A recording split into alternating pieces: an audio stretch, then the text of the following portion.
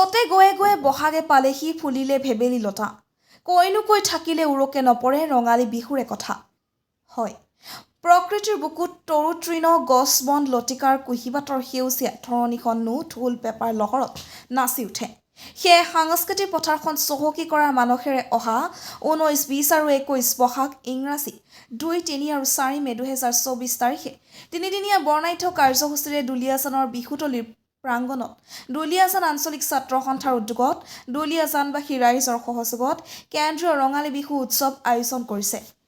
আজি কাৰ্যসূচীৰ অংশ হিচাপে বিহুতলীৰ প্ৰাংগণত সম্পূৰ্ণ ধৰ্মীয় নীতি নিয়মৰ মাজেৰে লাইকটা স্থাপন অনুষ্ঠান অনুষ্ঠিত হৈছে। আজিৰ লাইকটা স্থাপন অনুষ্ঠানত উপস্থিত থাকে কেন্দ্ৰীয় ৰঙালী উৎসৱ উদযাপন সমিতিৰ সভাপতি অৰূপজ্যোতি শৰ্মা, কাৰ্যকৰী সভাপতি পৰাগ গগৈ, পাৰ্থজিৎ ভূঞা, কেন্দ্ৰীয় ৰঙালী বিহু উৎসৱ উদযাপন সমিতিৰ মুখ্য সম্পাদক বুবুল তালুকদাৰ, যুটীয়া সম্পাদক বিপ্লৱ গগৈ, প্ৰদীপ চেত্ৰী, দুলীয়াজান আঞ্চলিক ছাত্ৰ সন্থাৰ সভাপতি দিগন্ত বৰা আৰু সম্পাদক সমীৰণ গগৈ উপৰি সাংস্কৃতিক সম্পাদিকা হিমাদ্ৰী মাৰ্কাৰী উপস্থিত থাকে। পিঠাপনা সদৌ অসম ভিত্তিত অনুষ্ঠিত হ'ব বিহু হুঁচৰি জেং বিহু বৰ বিহুৱতী প্ৰতিযোগিতা অনুষ্ঠিত হোৱাৰ উপৰি 4 মে তাৰিখে বিয়লি অনুষ্ঠিত হ'ব লগা মুকলি ও বঁটা বিতৰণী সভাৰ মুখ্য অতিথি হিচাপে উপস্থিত থাকিব সদৌ অসম ছাত্ৰ সন্থাৰ সাধাৰণ সম্পাদক শংকৰজ্যোতি বৰুৱা।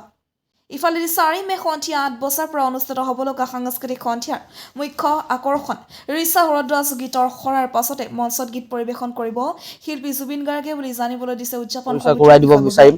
আৰু অহা ইংৰাজী 3 মে তাৰিখে অসমৰ বিভিন্ন হুঁচৰি দলসমূহ ইয়াত অংশগ্ৰহণ কৰিব। বৰ বিহুৱতী, মৌকুঁৱৰী ইত্যাদি কৰি ঢোল বাদন বিভিন্ন ধৰণৰ প্ৰতিযোগিতা ইয়াত হ'ব। গতিকে আৰু অহা 4 মে তাৰিখে মুকলি সভা অনুষ্ঠিত কৰাৰ তাৰ পাছতে আচলতে অসমৰ জনপ্ৰিয় কণ্ঠশিল্পী জুবিন গাৰ্গ, ৰিচা ভৰদ্বাজক ইত্যাদি কৰি ইয়াত অনুষ্ঠান পৰিৱেশন কৰা হ'ব। গতিকে এই চেগতে আপোনালোকৰ সংবাদ মাধ্যমৰ জৰিয়তে আমি সমূহ দুলীয়াজানবাসী ৰাইজৰ সহায় সহযোগিতাৰ লগতে উপস্থিতি আমি কামনা কৰিছোঁ। আৰু সেই উদ্দেশ্যে আজি আমাৰ লাইকটা স্থাপন হৈ গৈছে।